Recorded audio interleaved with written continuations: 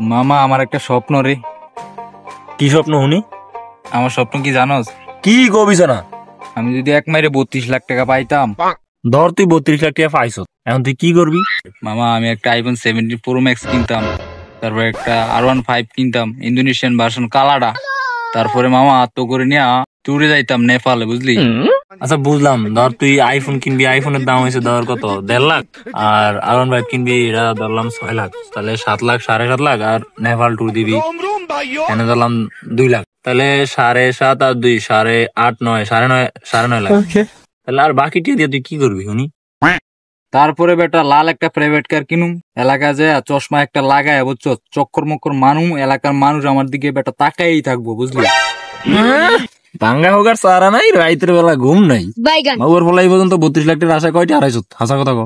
32 লাখ টাকার স্বপ্ন দেখতে দেখতে সবই হারালাইছি রে। এখন আর এটা বলতে পারি না। বাবুর ফলা তুই মর, তুই গলার দড়ি দে, কচু আছে লয়ে যায় গলার দড়ি দে। এই কথাটা তুই আমার কইতে পারলি?